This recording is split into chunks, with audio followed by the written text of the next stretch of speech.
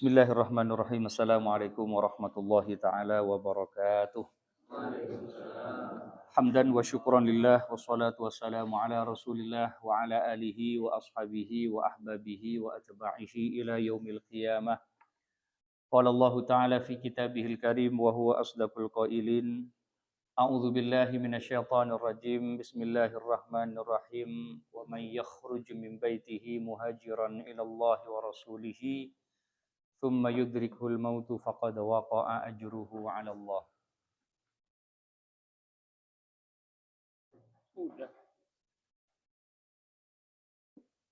Wa qala sayyiduna wa nabiyyuna Muhammadun sallallahu alaihi wasallam, man salaka tariqan yaltamisu fihi ilman sahhalallahu lahu tariqan ilal jannah. Barang siapa yang meniti jalan menuju taklim atau mencari ilmu, maka Allah Subhanahu wa taala mudahkan baginya jalan menuju surga. Amin Allahumma amin. Amma ba'du, ikhwatal iman rahimakumullah. Jamaah salat maghrib kaum muslimin muslimat dari jamaah salat maghrib di Masjid Al-Manar rahimani wa rahimakumullah. Puji syukur kehadirat Allah Subhanahu wa taala, pada kesempatan di malam hari ini kembali kita melaksanakan salah satu amalan yang sungguh luar istimewa kebaikannya, yaitu melaksanakan sholat maghrib secara berjamaah. Kemudian kita akan menunggu tibanya sholat isya, di mana antara sholat maghrib dan sholat isya ini merupakan mukaffiratun bainahuma, menjadi penghapus dosa kita. Dan insya Allah dengan berharap kepada Allah Subhanahu wa taala, lungkuna ajunan, duduknya kita berlama-lama di masjid ini sambil menunggu datangnya sholat isya. Begitu juga Allah Subhanahu wa taala semoga ampuni dosa-dosa kita semua. Dan pada malam hari ini insya Allah ada hal yang sangat istimewa, karena juga hadir di tengah-tengah kita, yaitu yang mulia Dr. Munib Amal, merupakan Direktur Rumah Sakit Mitra Medika, di mana beliau senantiasa insya Allah akan mendampingi perjalanan dakwah ini setiap bulan, dan beliau aktif kajian setiap pekannya di Majelis Taklim Al-Ghazali, dan insya Allah ke depan beliau akan terus memberikan ilmu-ilmu yang insya Allah bermanfaat untuk kita semua.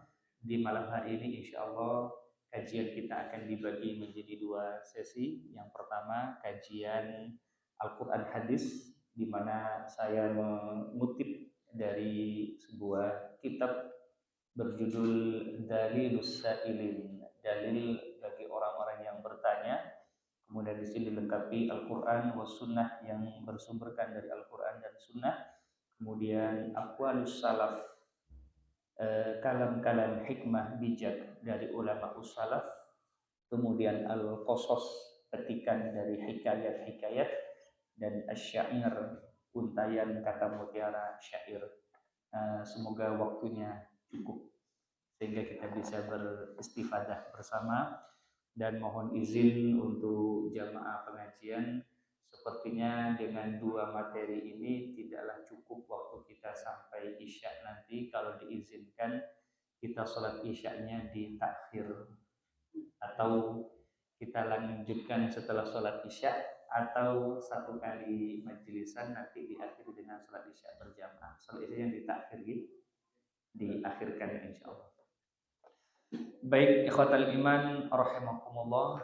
Kemudian tidak lupa saya menginformasikan ada pengurus LPSA dan juga yang setia mendampingi, kebetulan membawa produk dari Pondok Pesantren Al-Quran berupa kemasan kopi sasetan. Nanti yang mau membeli, harganya berapa mas? Satu piknya 5.000, yang insya Allah ini semuanya akan kembali ke pesantren Al-Quran di Takhid. Kemudian juga ada brosur umroh mandiri. Kita insya Allah akan juga mengadakan perjalanan insya Allah umroh mandiri di tahun depan 2026, tepatnya di bulan Rabiul Awal. Kita agendakan melaksanakan umroh tanpa PT, tanpa travel, kita mandiri, umroh mandiri. Semoga Allah memberikan kemudahan untuk kita semua.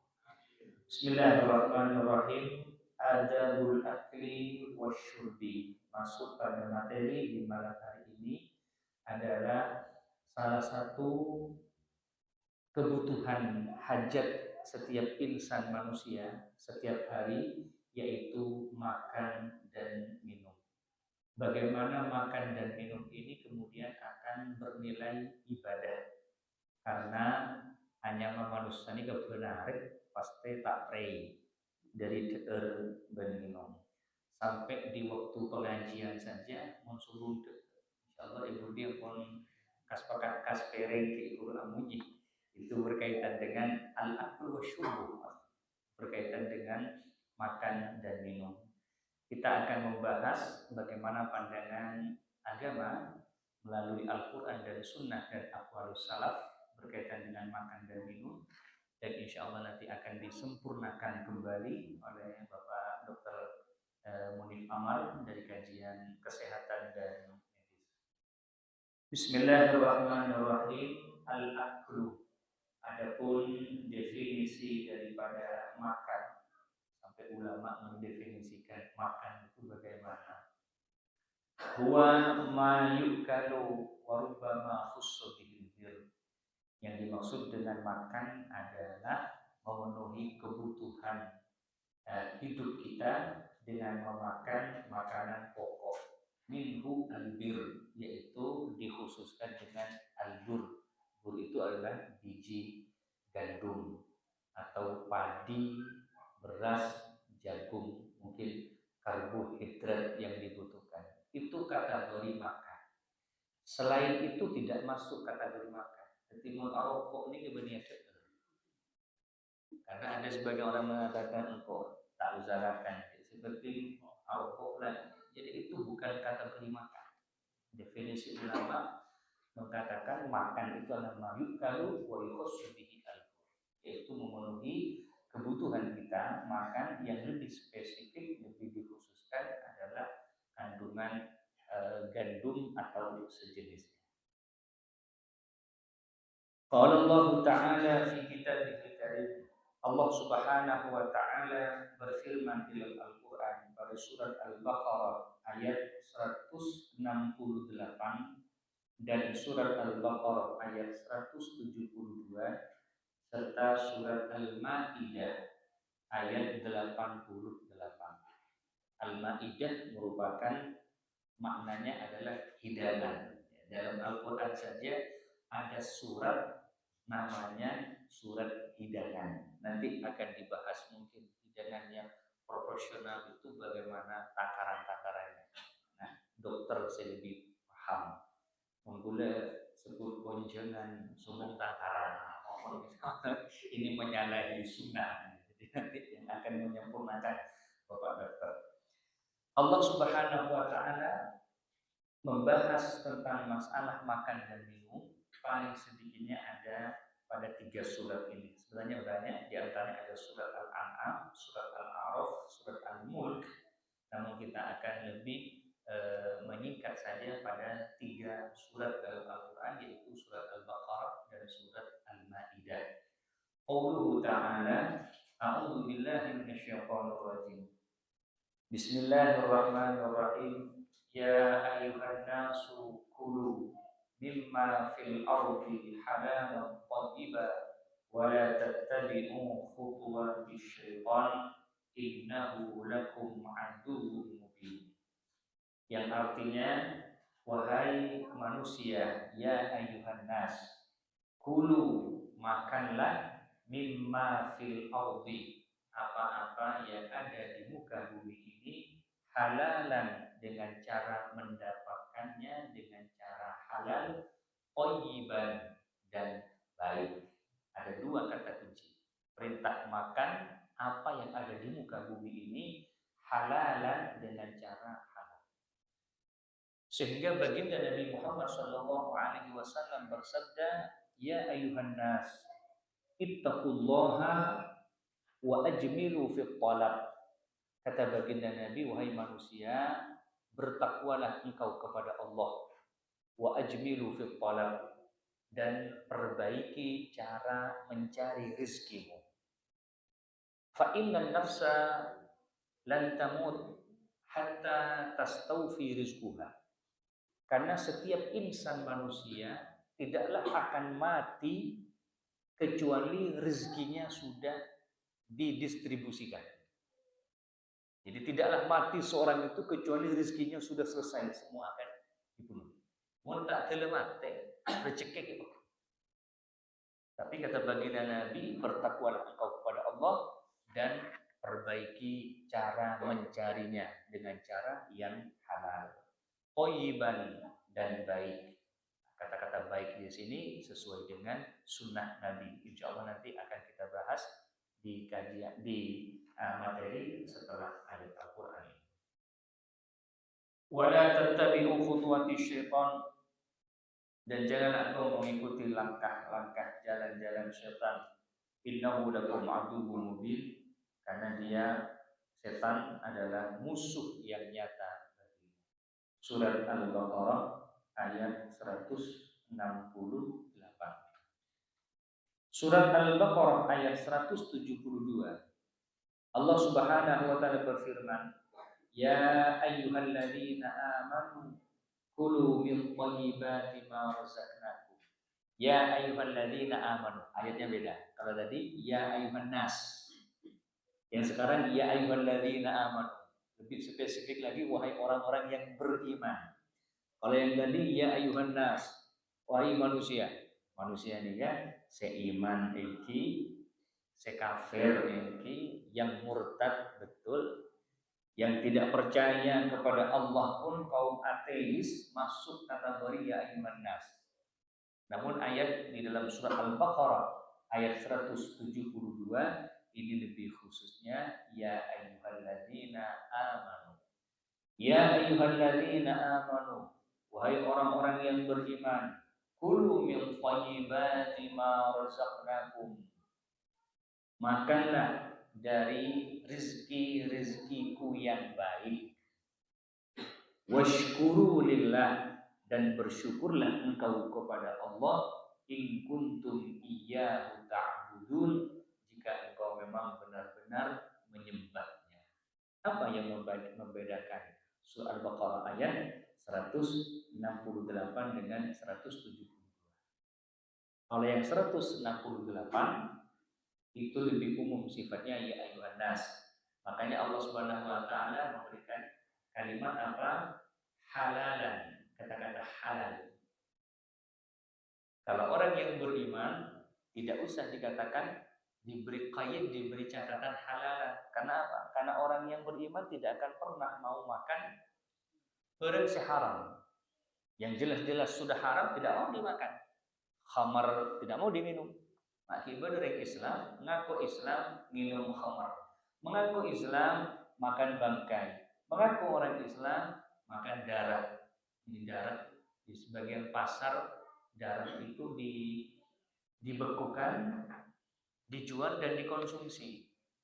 Bagi orang yang beriman pantang memakan barang atau makanan minuman yang tidak halal. Halalan thayyiban, begitu. Kalau ayat 168 yang Allah Subhanahu wa taala umumkan kepada setiap manusia.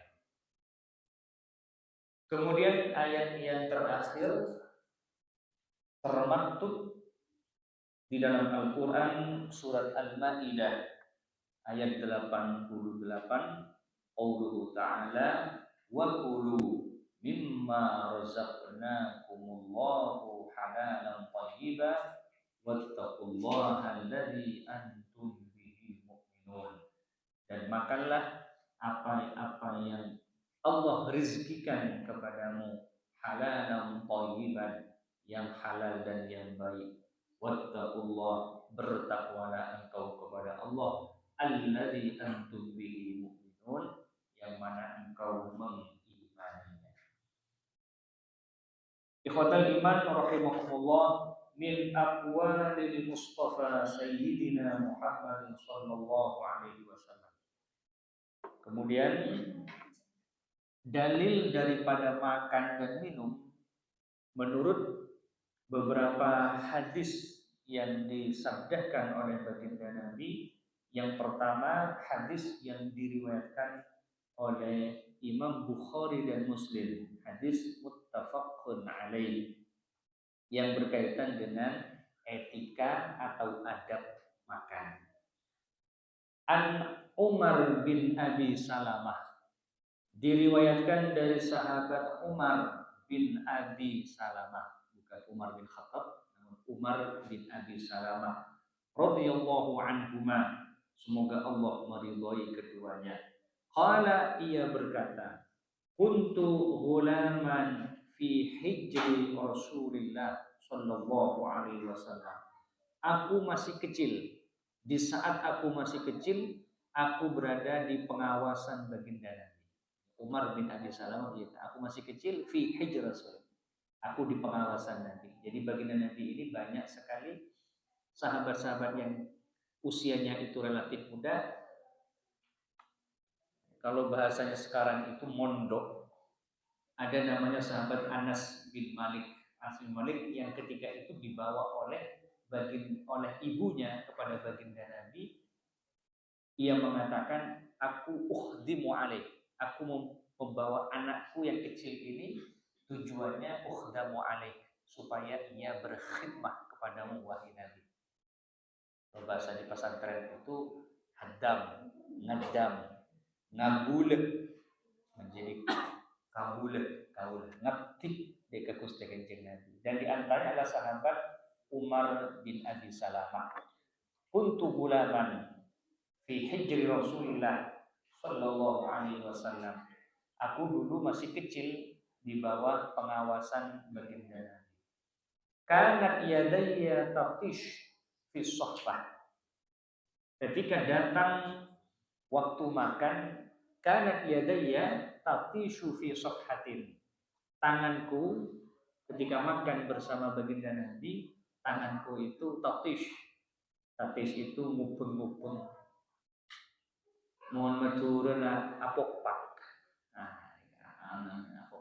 Nanti kita akan bahas cara makan sunnahnya itu tidak satu piring, tapi makan secara bersama. Dan ini tradisi budaya di pesantren itu biasa. Tapi ukurannya bukan berhenti sebelum kenyang, berhenti ketika sudah habis. Mun tak sobung tak lanjut gitu. Jadi mun sepon kenyang cege, ada yang sudah kenyang dia kemudian mau beranjak tekuk dengannya, tak setia kawan, harus habis semuanya. Jadi tapi syufi sohfatin, tanganku itu gelejer, apuk pak, renyareh, nengeceren. Faqala li Rasulullah sallallahu alaihi wasallam. Kemudian baginda Nabi berkata, menasehati diriku, ya gulam, dong, dong, wahai anak muda, samillah, bacalah bismillah, wakul biyaminika, makanlah dengan tangan kanan. Dan ibu-ibu ada Hongkong nanti di Aceh. Wakul biyaminika, dan kuisi kanan, makannya pakai tangan kanan. Yang ketiga, wakul mimma yalika, dan makan apa yang ada di depanmu. Jadi jangan ajenguk. Kalau bahasa Madura tak kenging ajenguk. Ajenguk nikah melewati makanan yang ada di depan. Jadi apa yang ada di depan itulah makanan rezeki kita. Jadi ajenguk. Ini di antara adab. Ikhwatal iman rahimahumullah. Sesederhana ini, semudah ini kita sudah dapat pahala dari Allah Subhanahu wa taala.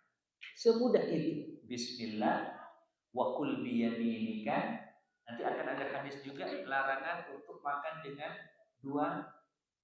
Nah, tapi kita ngetrennya kan mana di ke restoran-restoran ataupun tempat-tempat makan, resto-resto makan steak atau apa, kalau tidak pakai garpu dengan pisau gitu lah. Dan hadis nanti akan baginda Nabi memberikan nasihat kepada Sayyidah Aisyah radhiyallahu taala anha ketika ia makan daging, baginda Nabi memerintahkan untuk memakannya dengan kedua tangannya. Kis-kis. Kis-kis ini tadi itu. Jadi jangan dipotong, ya kan? Nah, sekarang sudah beda. Orang yang makan tidak menggunakan garpu, tidak menggunakan pisau, itu dianggap sisa, tidak berbudaya, peradabannya kuno. Padahal siapa yang punya peradaban? Sebelum Islam datang, bangsa Arab dan muka bumi di dunia ini gelap, al-zalam, sampai datang cahaya agama yang dibawa oleh baginda Nabi Muhammad sallallahu alaihi wasallam. Ikhwatal iman rahimakumullah, muttafaqun alaih. Hadis ini diriwayatkan oleh Imam Bukhari Muslim. Wa an Abi Hurairah radhiyallahu taala anhu qala, dan diceritakan dari sahabat Abi Hurairah radhiyallahu taala anhu, semoga Allah meridhoinya, ma'aba Rasulullah sallallahu alaihi wasallam ta'aman qattu, baginda Nabi tidak sama sekali mencela makanan. Inishtaha, ketika ia menginginkan makanan itu, akalah, ia memakannya. Wa in kariha tarakahu, namun jika ia tidak menginginkannya, ia tidak memakannya. Muttafaqun alaih, hadis riwayat Bukhari. Kata baginda Nabi, tidak pernah ia mencela, ma'abah, tidak pernah, belum pernah sama sekali itu baginda Nabi mencela makanan. Inishtaha muntasokan itidil. Wa in karihahu taraka. Kalau Nabi tidak menyukainya, tidak makannya, jangan mencela. Nah, dikatakan kolesterol. Kalau tidak mau, jangan dimakan. Ma'abah, jangan pernah mencacah, jangan pernah mencela. Inishtaha, kalau kita mau makan, kalau tidak mau jangan dimakan, tanpa ada catatan yang kemudian merendahkan makanan. Untuk ibu menamui, namui lamaran ke kanan MKN kebetan yang ma'abah, tidak pernah baginda Nabi itu mencela makanan. Inishtaha akalahu wa in karihahu tarakahu. Muttafaqun alaihi, hadis riwayat Imam Bukhari Muslim. Wa an Abi Mas'udin Al-Badri radhiyallahu taala anhu, diceritakan dari sahabat Abi Mas'ud Al-Badri, semoga Allah meridhai, qala, ia berkata, da'a rajulun an-nabiy sallallahu alaihi wasallam, suatu saat baginda Nabi pernah diundang oleh seseorang. Jadi ini adab tata krama menghadiri undangan. Suatu saat baginda Nabi pernah diundang li'ta'amin, untuk makanan. Tidak ada acara lain. Sahabat ini mengundang Nabi khusus untuk ia memakan makanan yang ada di rumah. Li'ta'amin, untuk makanan. Sona'ahu lahu, di mana seseorang sahabat tadi ini memang khusus membuat makanan ini untuk baginda Nabi. Khamisin min khamsatin. Namun makanan ini hanya cukup untuk 5 orang saja. Fataba'ahum rajulun, ketika baginda Nabi telah diundang ke rumahnya untuk makan dengan 5 sahabat, fataba'ahum rajulun, ada yang mengikuti 1 sahabat lain di belakang. Ya, saya nemuin tradisi kiai bodoh hadap. Kiai dan seyuncur, hadap atau betul. Jadi ada pengiringnya, ada yang mengikuti. Fataba'ahu rajulun, Dari 5 sahabat tadi ada seseorang yang mengikuti. Falamma balagul baba, ketika baginda Nabi sampai di depan pintu, qala lahun Nabi sallallahu alaihi wasallam. Baginda Nabi kemudian berkata kepada sahibul bait, orang yang mengundang makan itu. Bagaimana perkataan baginda Nabi? Inna hadza tabi'una. Baginda Nabi mengatakan, ini ikut bareng saya. Fa in syi'ta an tu'dzana lahu, jika engkau memberikan izin kepadanya. Kalau kamu mun kesokan dia, mun kerso, ya pamasok tinggi, mun izinin ya pamasok wa in syi'ta la raja'a. Tapi kalau kau tidak mengizinkan, keberatan, biar saya suruh pulang. Faqala sahibul bait mengatakan bal adzana lahu ya Rasul, bahkan aku izinkan dia untuk bergabung bersama Rasul. Muttafaqun alaihi, hadis riwayat Imam Bukhari. Jadi kita ini diantara ada kemudian jeung resepsi ning gedung undangan imbian bi sebili anak aja. Bukit ya. Nurul Jo, engkau ngobrol 100. Semuanya pas amanah. Itu boleh diajak, tapi harus minta seizin. Aku bawa keluarga ya Pak, mohon maaf, saya bawa keluarga, saya bawa istri, saya bawa anak saya. Oh tidak apa-apa, silakan. Kalau tanpa izin, bagi Nabi menjawabkan, Pak Insyita raja. Kalau kau tidak mengizinkan, aku suruh tunggu di mobil atau di luar saja. Begitulah adab ikhwan iman rahimakumullah. Wa an Ibnu Abbas radhiyallahu ta'ala anhuma, diceritakan dari sahabat Ibnu Abbas radhiyallahu ta'ala anhuma, semoga Allah meridhoinya. Qala Rasulullah sallallahu alaihi wasallam, baginda Nabi Muhammad sallallahu alaihi wasallam bersabda, "Idza akala ahadukum ta'ama, jika engkau memakan makanan, fala yamsah asabi'ahu, jangan kau tergesa-gesa mengusap jari jemarimu, hatta yalaqaha, sampai terlebih dahulu engkau menjilat-jilatinya. Muttafaqun alaih. Jilat gitu. Ini kalau di tempat umum dianggap tidak berbudaya. Jorok. Oh itu. Akhirnya makan, setelah itu langsung pakai tisu, langsung abecok.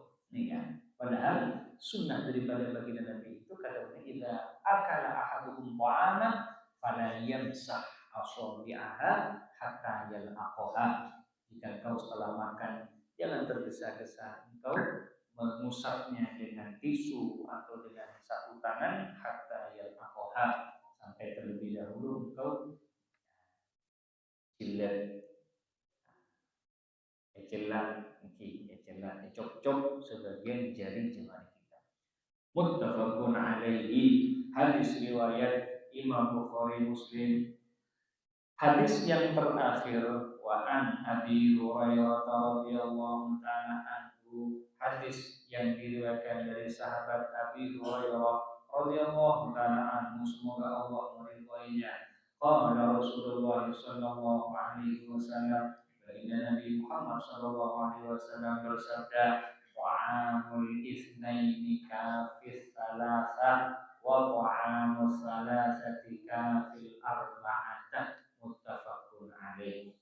Diriwayatkan dari sahabat Abi Hurairah, semoga Allah meridhoinya, baginda Nabi bersabda, makanan untuk 2 orang itu sebenarnya cukup untuk 3 orang.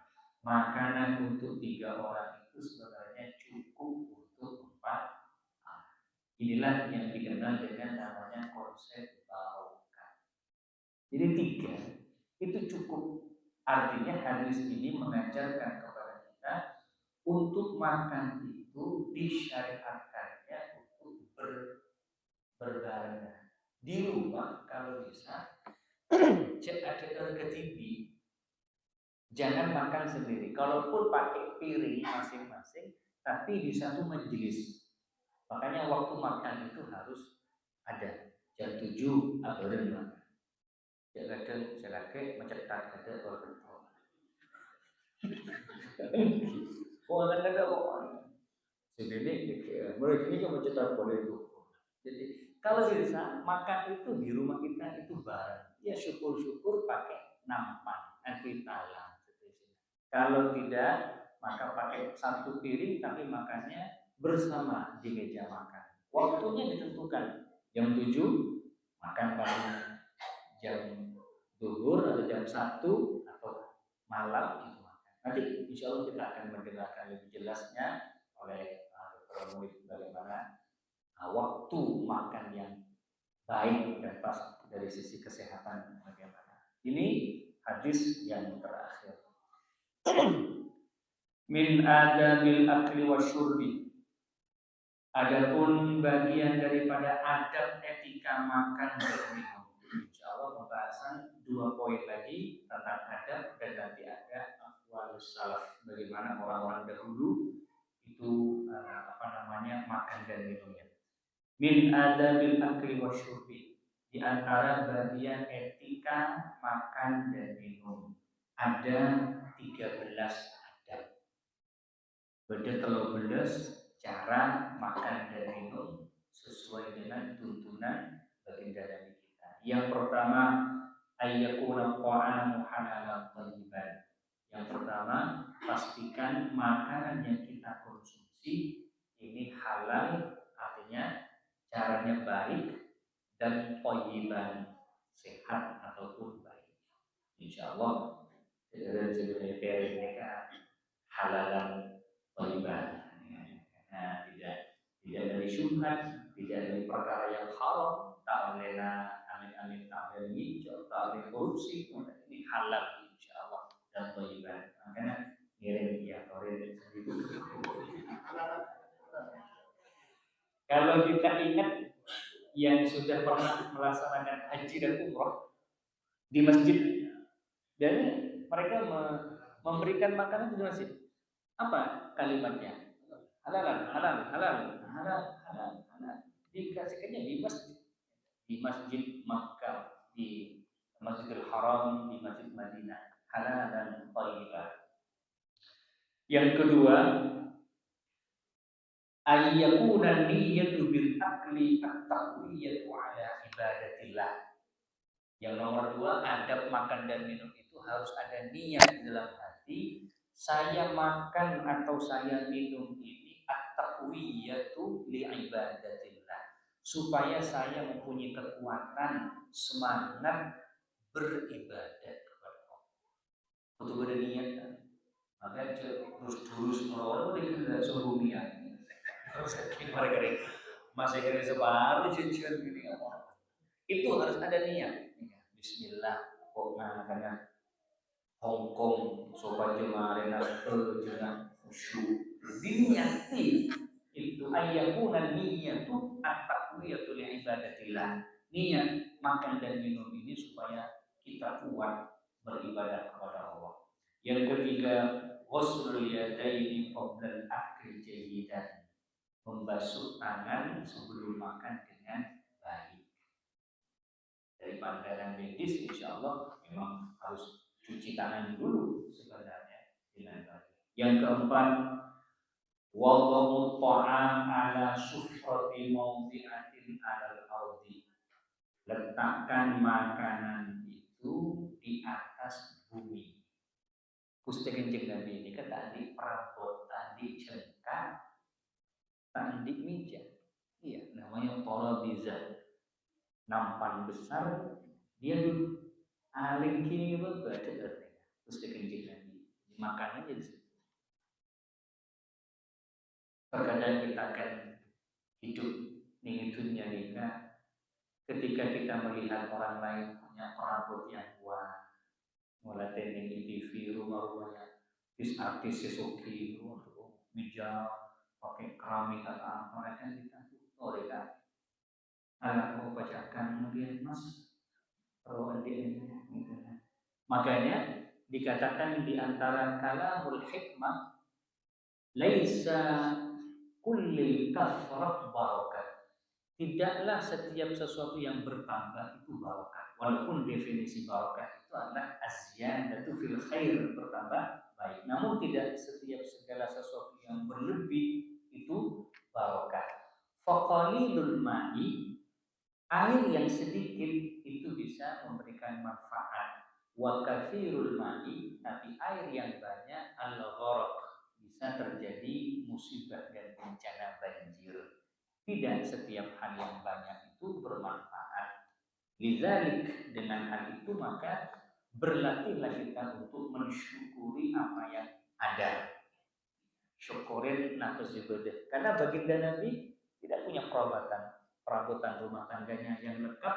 Ia senantiasa makan di atas tanah, di bebel, ada bebel, menggunakan apa? Sufratin, mau biatin wadah alam bedel selangsung isabe yatasa tanah.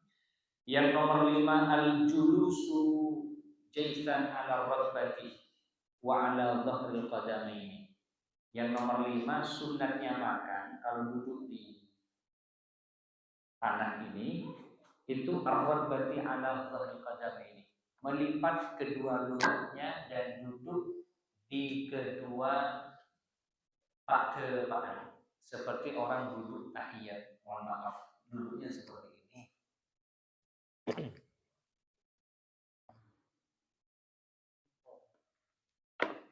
Atempo, maculan atempo. Atau nasobal yumna wal julusu alal yusra, mengangkat yang kanan menduduki yang kiri. Atau begitu, yang kanan diangkat, yang kiri seperti ini. Atau seperti ini. Ajrukom saja. Ini kesunnahnya Nabi. Ini sunnah. Ini bisa kita lakukan. Benih orang aja. Seperti ini. Namun lagi-lagi amalan sunnah itu namanya sunnah. Namun kita melihat bagaimana tradisi lokal. Kalau duduk seperti ini di hadapan istri dan anak kita memungkinkan. Yang mau tepat koncenan, kan yang kurang sopan lagi. Ya adat ketimuran begitu. Jadi amalan sunnah ya sunnah. Namun melihat bagaimana kita ketika melakukan itu. Kalau di hadapan anak istri, di hadapan sekancaan, nak tanaan, alungku ini gini kan bisa memungkinkan. Ini sunnah di antaranya begitu. Kemudian yang nomor 6, ar-ridho bil mawjudi minat ta'am, ridein panarema deeren sebeda. Secane. Dengan mungkin ar-ridho bil mawjud minat ta'am, apa yang ada yang dari makanan, yaitulah rezeki kita. Wa alla yu'ibahu, dan jangan sekali-kali kita mengaibi, nyaleh, coba akin. Wa in ajabahu akalahu, kalau hal itu membuat kita suka, makanlah. Wa illa tarakahu, jika tidak mau jangan dimakan. Tidak boleh. Dalam hadis lain wala yashumu, jangan kau cium makanan. Kalau kita namu kemudian di situ ada prasmanan. Mun kasokan pun jangan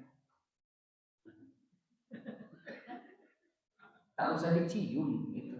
Jangan cium. Jadi itu bagian daripada akhlak ketiga teman. Jadi kalau kita ajak, kita menginginkan makan, kalau tidak jangan kita makan. Kemudian yang nomor 7, muhawal taksir ayati ala Quran. Sunnahnya banyak tangan yang ada di depan. Berarti makannya ini secara berjamaah. Ini teman-teman dari sahabat-sahabat jamaah tabligh ya. Jadi saya sering ikut dan bersama dengan beliau-beliau itu kan seringnya itu makan berjamaah. Ingat pondok, nak tahan oleh pondok. Jadi kasratul ayati ala ta'am, banyaknya tangan yang ada di nampan makanan itu. Kemudian yang nomor 8 al-yadahu al-bad'u bil basmalah, memulai dengan bismillah. Langsung bismillah. Fa idza nasiya fi awwalihi, kalau kita lupa karena saking nyamannya gitu sampai lupain tak baca bismillah, faliyakul, maka bacalah bismillahi, membaca bismillah awwalihi wa akhirihi. Kalau kita ingat di tengah-tengah, ya bismillah. Kalau ingat di akhir, ya bismillah. Cek repel ikon gila kata ngaca bismillah ya, karena boleh dona.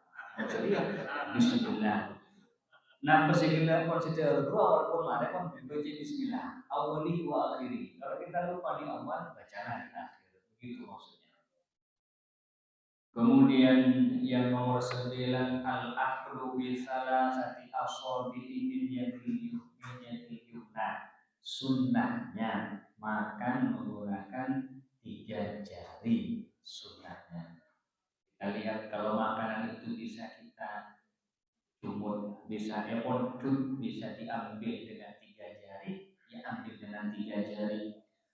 Wa tasghiril luqmati, dan memperkecil suapan. Kongkong keluar. Jok lolon sejenis. Jadi kalau bisa pakai 3 jari, watasghiril luqmah, dan perkecil suapan. Kalau bisa sedikit, jadi sedikit, ini kan sunnah. Jangan pelpok jadi 2 kali. Kita kalau lihat makanan semakiran ini yang modern apa ya? Iya, hamburger di apaan? Di soson, kemudian begitu. Itu menjadi tren. Nah, karena otak ada gorengan keluar kurang. Jadi kalau cuman makanan yang dicuil produk ini, watasghirul luqmati, memperkecil makanan, wal akli mimma yali, dan memakan apa yang ada di depan. Kemudian yang nomor 10 mar'ut ta'am, kail, mengunyah dengan baik. Nanti akan disampaikan oleh Pak Dokter mengunyah makanan. Kalau bagi Nabi itu ada wahid 21 kunyahan. Jadi makanannya sangat halus. Mun panas tak bisa selekor. Kalau panas, ini masuk setelah Isya, kita lanjut dulu ya. Lanjut ya. Wa madhub ta'am, mengunyah makanan jayidan dengan baik. Yang nomor 11 ada munafkha fil ta'amil harri, jangan kamu tiup makanan yang panas.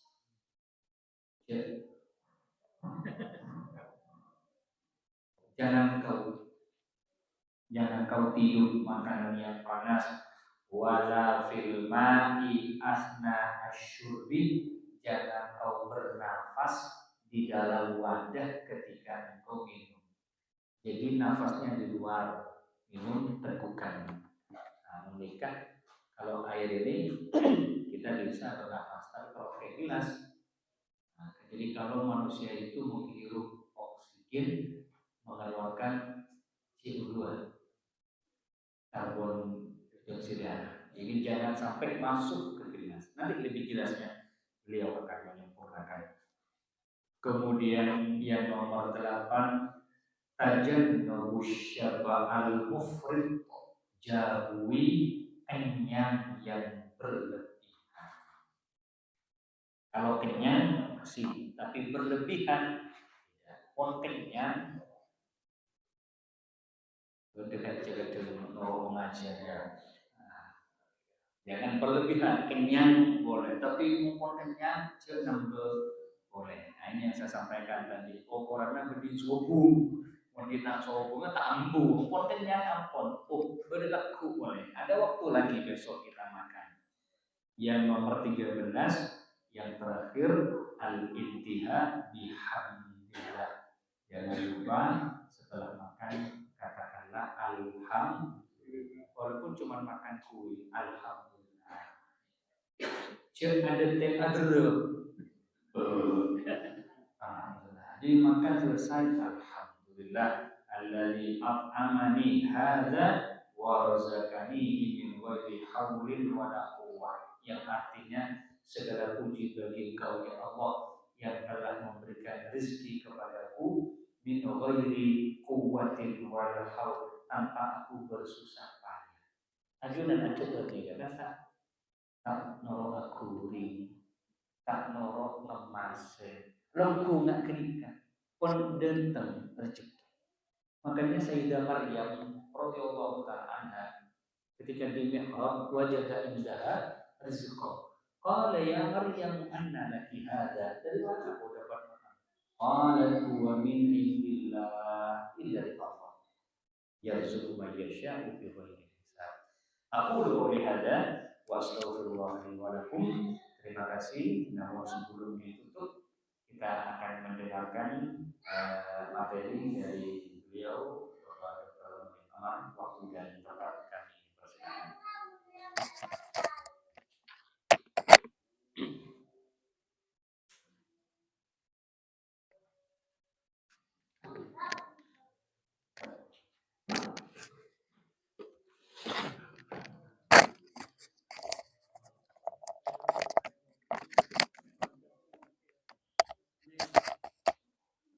Assalamualaikum warahmatullahi wabarakatuh.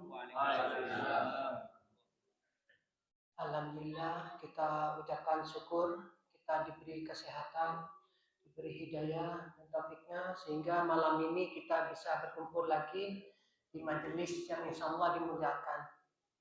Tidak lupa juga kita ucapkan salawat dan salam kepada junjungan besar Nabi Muhammad SAW. Jadi izin Kiai yang mulia. Jadi saya menyiapkan tentang olahraga bukan makanan, tapi tidak apa-apa kita memutar memori itu lebih baik. Jadi tantangan buat saya memutar memori atau mengingat-ingat tentang makanan. Jadi saya menyiapkan bahan malam ini sebetulnya tentang olahraga, tapi nanti tidak apa-apa kita sampaikan dua-duanya. Insya Allah masih banyak waktu. Anda ada batasannya.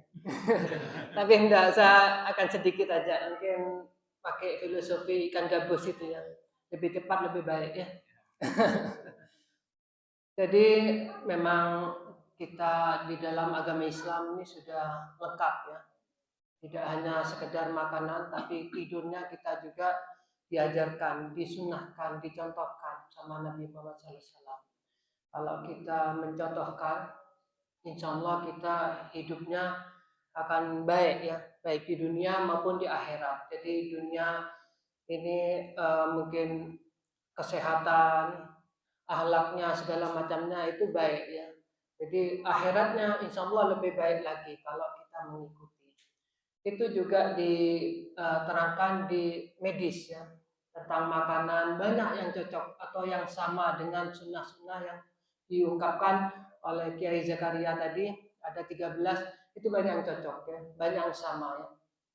Kalau ada beberapa itu yang belum ditemukan seperti duduk tadi itu belum ditemukan, itu karena kelemahan manusia ya. Tapi insya Allah itu baik ya.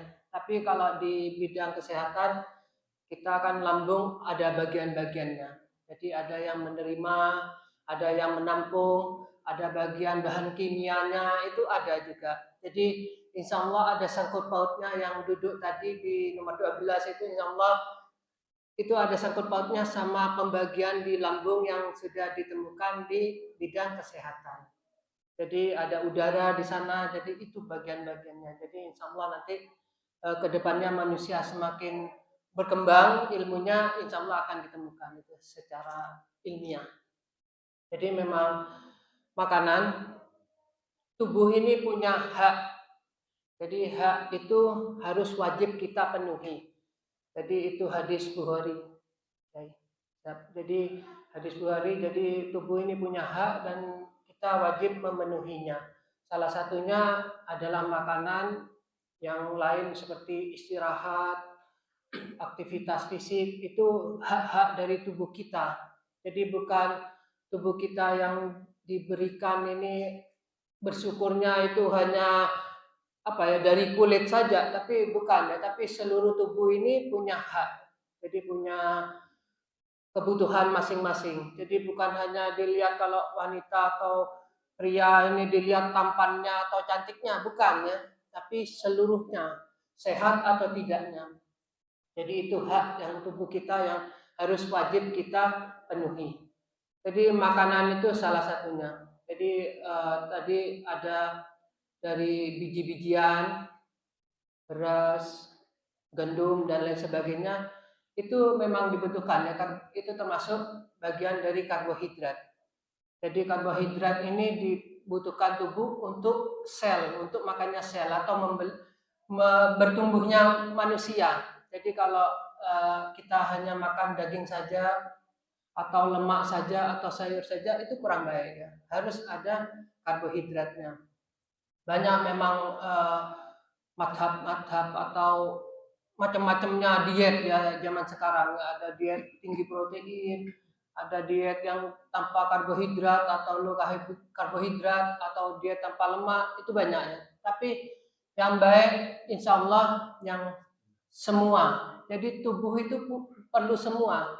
Perlu mineral, perlu vitamin, perlu lemak, asam urat, itu juga dibutuhkan sama sel-sel kita, termasuk karbohidrat. Jadi ada keunggulannya. Dari beras yang putih itu ada keunggulannya sendiri. Dari gandum ada keunggulannya juga. Kita budayanya makan nasi atau beras. Jadi itu sama, kalau di secara umumnya sama, tapi beberapa ada keunggulannya. Jadi kita kalau bisa memilih atau memang ada tersedia semua itu dimakan, yang baik-baik itu dimakan, insya Allah lebih baik.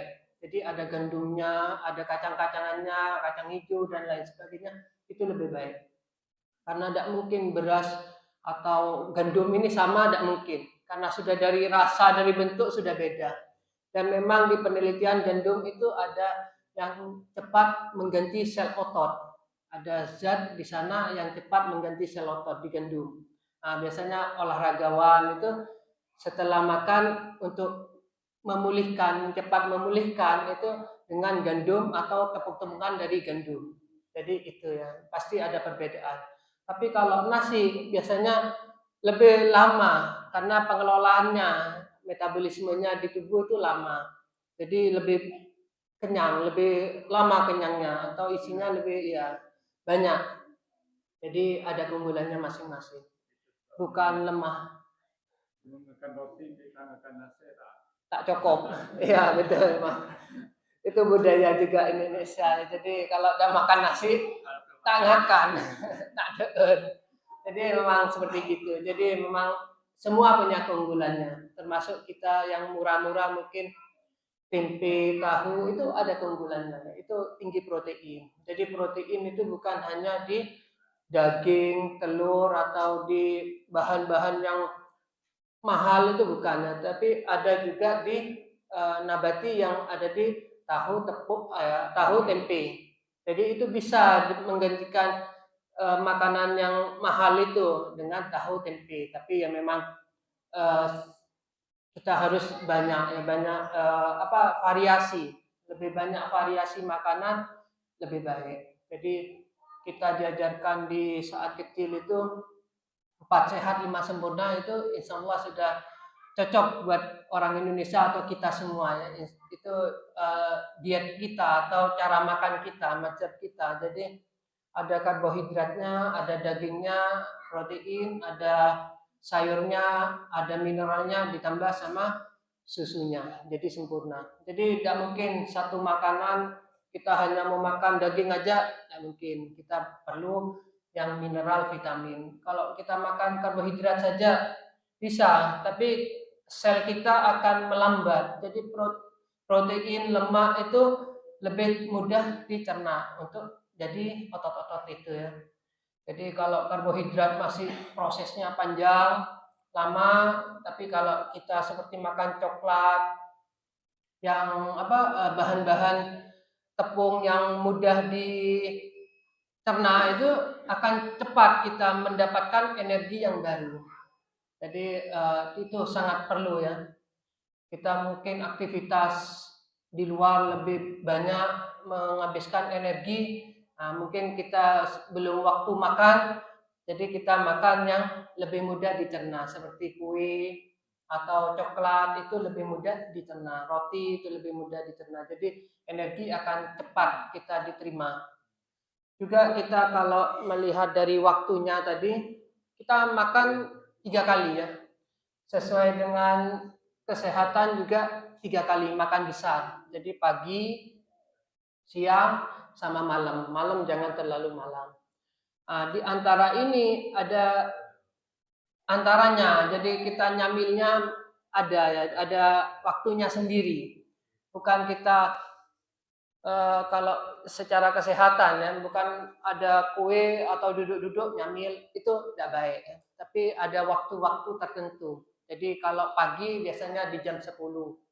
Jadi itu untuk makan ringan kita, mungkin roti, pisang, atau kentang, dan lain sebagainya. Itu kita masuk lagi.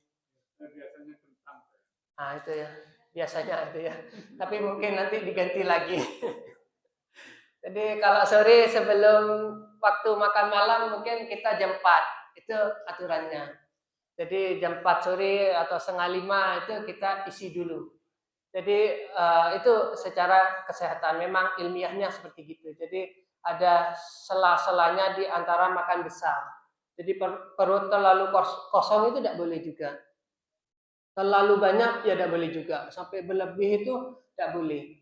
Jadi biasanya orang yang sakit emah atau lambung biasanya itu ya dari makannya ini yang berlebih, nanti tidak makan lagi, nanti makan lagi isi banyak lagi. Itu biasanya asam lambungnya atau pepsin itu membuatnya tidak ada jam biologisnya. Jadi dia akan memproduksi terus atau berkurang terus sehingga gampang infeksi. Jadi tertib kita harus makan. Ada juga ilmu yang 3J ya, jenis, jumlah, sama jamnya. Jadi ini makannya ya. Jadi 3J ini jenisnya apa kita harus perhatikan. Jumlahnya juga kita harus perhatikan.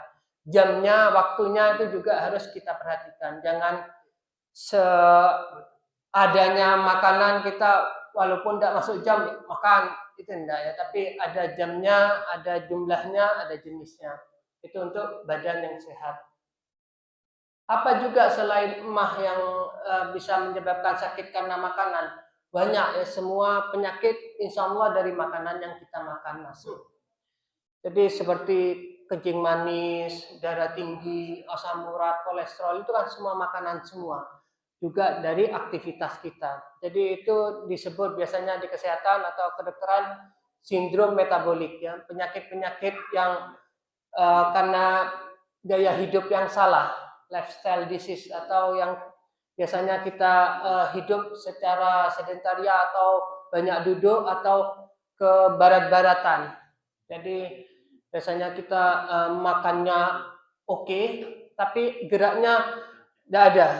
Jadi hanya dimasukkan terus, sedangkan pembakarannya atau metabolismenya tidak ada. Jadi akhirnya ya jadi penyakit-penyakit seperti kencing manis, darah tinggi, atau kolesterolnya tinggi sudah. Itu ya penyakit yang nanti akibatnya itu resiko ya, faktor-faktor resiko. Jadi nanti akan mudah jadi jantung koroner atau stroke atau gagal ginjal. Dari penyakit-penyakit atau resiko-resiko, faktor resiko tersebut akan berubah jadi penyakit. yang komplikasi biasanya sudah. Jadi dari sindrom metabolik itu akan jadi penyakit-penyakit yang nanti akibatnya ya banyak penyakitnya, bukan cuma satu, bukan cuma kencing manis saja atau darah tinggi saja, tapi sudah komplikasi sudah. Itu yang biasanya yang kita sayangkan ya. Harusnya umat Islam ini kuat, sehat ya. Jadi siap kapan aja kalau disuruh siap berangkat ya. Tapi karena kita mengikuti yang zaman gelap itu, jadi kita banyak yang sakit-sakitan, terutama di daerah atau negara-negara berkembang seperti di Indonesia ini. Jadi kita Indonesia itu penyakit infeksi juga ada, penyakit gaya hidup metabolic syndrome juga ada. Jadi double ya. Jadi yang infeksi endemiknya itu atau banyaknya di Indonesia belum teratasi seperti TBC, tipes dan lain sebagainya belum teratasi, ditambah sama penyakit yang jadi penyakit yang gaya hidup gitu ya.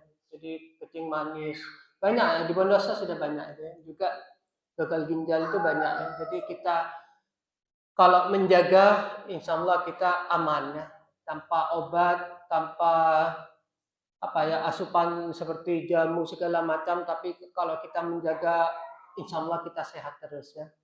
Tapi jika diperlukan ya kita mungkin perlu vitamin atau jamu-jamuan yang memang betul-betul dibuat alami, mungkin perlu ya untuk nambah seperti madu dan lain sebagainya. Itu mungkin ya makanannya. Saya lanjutkan sedikit karena olahraga tadi saya siapkan, saya lanjutkan sedikit olahraga. Jadi biar udah hilang ya. Kalau sia-sia insya Allah enggak ya.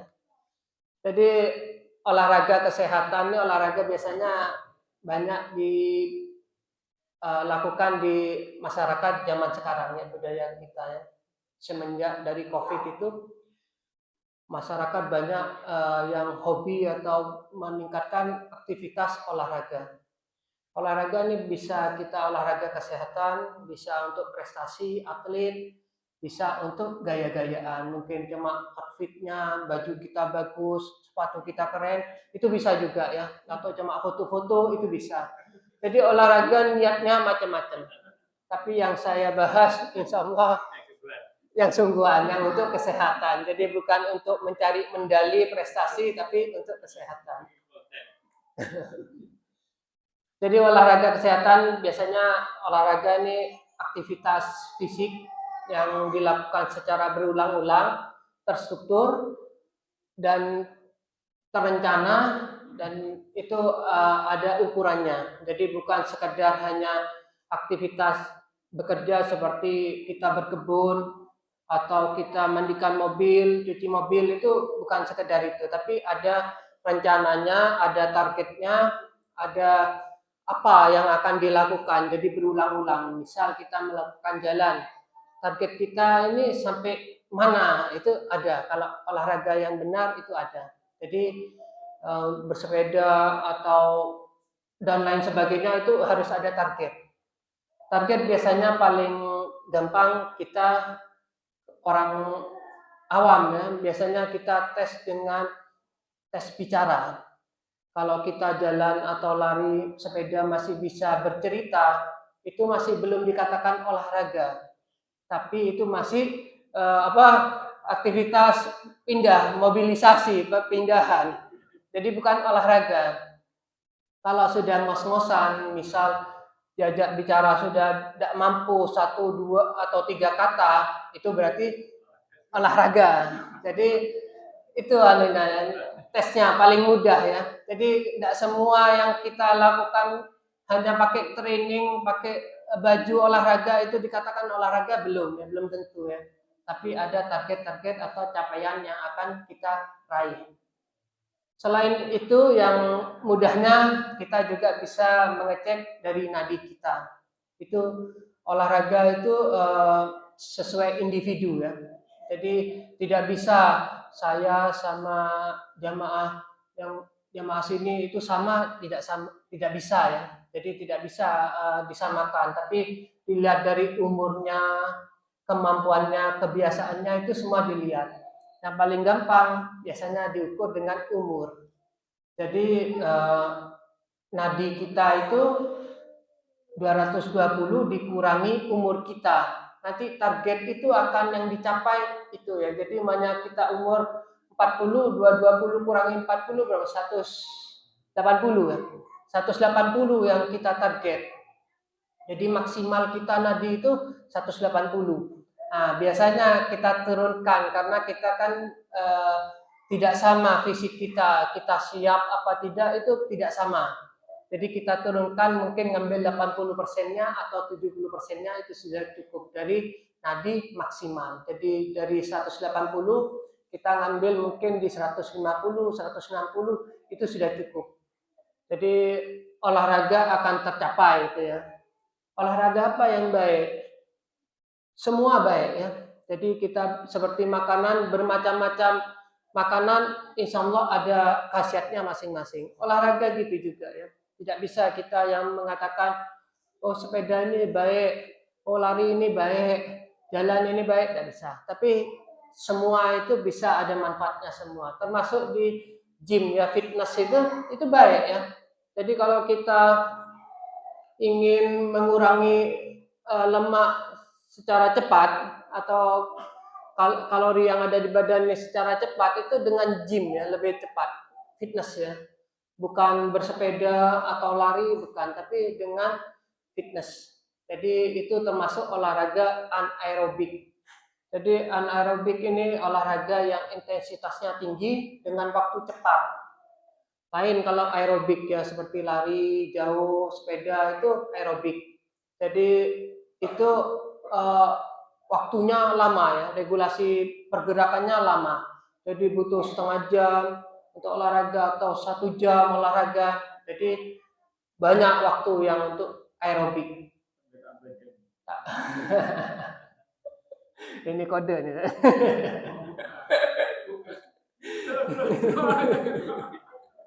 Jadi aerobik itu butuh waktu panjang ya. Jadi kita bersepeda bisa 1 jam atau 2 jam itu bisa. Dengan jumlah kalori yang lebih sedikit sama orang fitness. Jadi orang fitness itu hanya butuh setengah jam untuk memecah kalori atau lemak kita 256, sedangkan kita butuh 1 jam untuk memecah 150 kalori. Jadi banyak bedanya ya. Jadi kita biasanya menyesuaikan sama diri kita apa butuhnya. Dan juga kita biasanya melihat nyambung dari makanan itu dari berat massa tubuh kita, yang indeks massa tubuh, jadi MT. Itu biasanya juga kita ukur. Jadi orang sehat tuh di antara IMT-nya itu cara ngukurnya banyak ya di internet ya. Berat badan dikali tinggi badan gitu. Jadi tinggi badannya jadikan meter, dia berat badannya. Jadi nanti hasilnya berapa itu akan keluar ya perhitungannya. Jadi kalau di sekitar 20 atau 19 itu baik. Tapi kalau hasilnya IMT-nya itu di atas 23 itu buruk ya. Jadi obesitas. Jadi kita gemuk. Itu beda lagi olahraganya. Jangan lari. Jangan melakukan lari karena lari itu termasuk ya gesekan di sendinya paling tinggi. Kalau sepeda low impact, jadi tekanan pada lutut itu lari jalan itu tinggi. Tapi kalau sepeda, renang, fitness itu low impact ya, tekanannya kecil, rendah. Jadi jangan melakukan olahraga yang akan mencederai sendi-sendi itu. Jadi kita bisa menyesuaikan dengan keadaan tubuhnya. Mungkin berenang dulu atau fitness dulu, sehingga bisa melakukan olahraga-olahraga yang dengan tekanan yang lebih tinggi seperti lari. Jadi turunkan berat badan dulu. Jadi memang olahraga sebetulnya harusnya ya, itu dilakukan mulai kita sejak kecil. Kenapa? Karena tulang kita ini dibentuk sejak kecil. Jadi dengan olahraga tuh kepadatan tulang akan tinggi.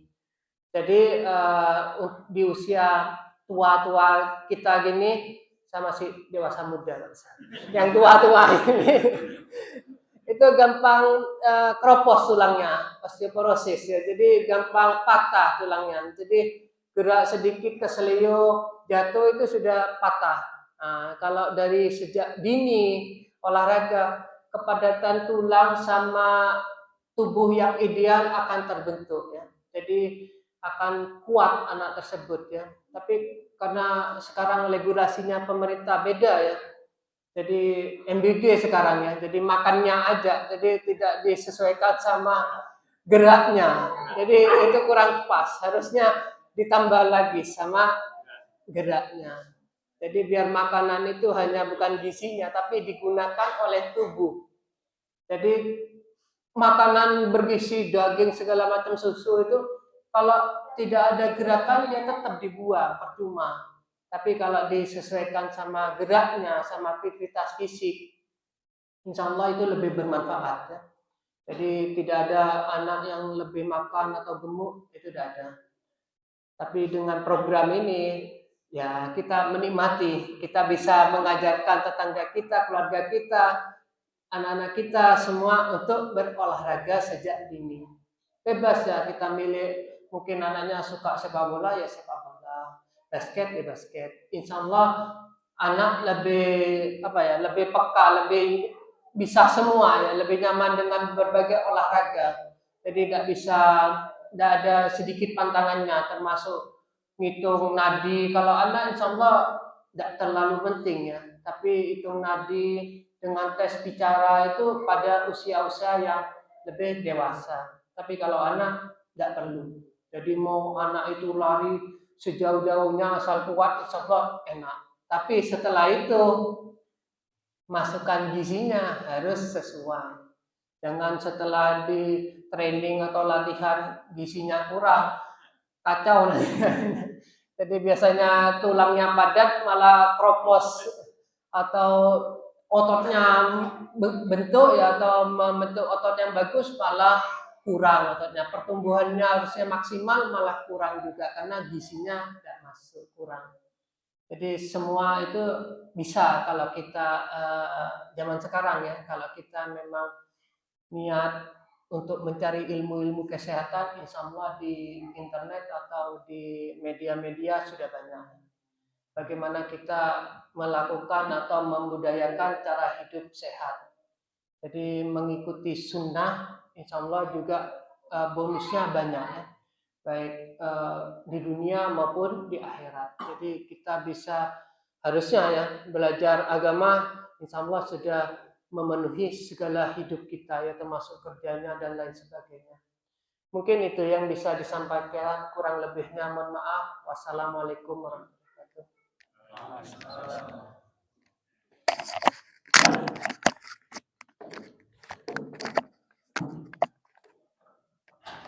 Waalaikumsalam warahmatullahi wabarakatuh. Jazakallahu khairan. Terima kasih atas pemaparan ilmu yang telah disampaikan kepada kita. Semoga Allah Subhanahu wa taala menjadikan ilmu ini bermanfaat dan barokah. Selanjutnya di waktu iman rahimahullah, kita akan akhiri kajian ini dengan melaksanakan sholat isya secara berjamaah. Namun sebelum kita akhiri ada beberapa hal yang perlu saya sampaikan. Yang pertama, insya Allah kajian rutin ini di bulan depan merupakan kajian terakhir di bulan Desember terakhir, karena setelah itu kita akan masuk di bulan Rajab, Sya'ban dan Ramadan. Di bulan Rajab dan Sya'ban ada kegiatan rutin juga yang tidak bisa kita tinggalkan. Jadi insya Allah kajian ini satu kali lagi di bulan depan. Mohon untuk bisa dihadiri dengan kompak, ajak saudara dan keluarga kita. Yang kedua, seperti yang disampaikan tadi, ada produk kopi punya model Darul Quran Al-Ghazali. Ini ada feedback cara penyajiannya. Kopi ini sudah ada tertera dengan harga Rp5.000 satu bungkusnya. Kita sudah bisa berdonasi untuk menghidupi kehidupan santri para penghafal Al-Quran. Bagi yang berminat bisa nanti menghubungi pengurus LPSA. Kemudian ada juga di sini rencana kita melaksanakan ibadah umroh secara mandiri. Umroh mandiri tanpa travel dan PT. Kita akan berangkat sendiri insya Allah dengan kebutuhan dananya kurang lebih 27 atau 28 hari ini. Kebutuhan tiket pesawat pulang pergi dan hotel di dua tanah suci Mekah dan Madinah. Selebihnya biaya kita tanggung sendiri. Berharap kepada Allah Subhanahu wa taala semoga dimudahkan segala keinginan dan hajat kita dunia dan akhirat. Ala hadhihi niyyah al-Fatihah.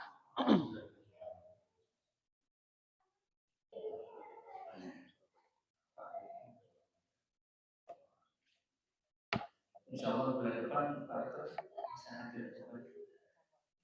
Ya, insya Allah. Alhamdulillah. Kita akhiri dengan membaca doa dan setelah itu kita laksanakan sholat isya. Bismillahirrahmanirrahim. Alhamdulillah. Allahumma shalli ala sayyidina Muhammadin fil awwalin wa shalli wa sallim ala sayyidina Muhammadin fil akhirin wa shalli wa sallim ala sayyidina Muhammadin fil mala'il a'la. Allahumma taqabbal minna wa salih a'malina. Allahumma rzuqna halawa ta'atika kama sya'na laka ma'siyatika. Allahumma a'inna ala dzikrika wa syukrika wa husni ibadatik. Allahumma inna bihalalika al-haramika wa bi ta'atika al-ma'siyatik wa bi fadlika amman siwak. Rabbana hab lana min azwajina wa dhurriyyatina qurrata a'yunin waj'alna lil muttaqina imama. Rabbana atina fid dunya hasanah wa fil akhirati hasanah wa qina adzaban nar.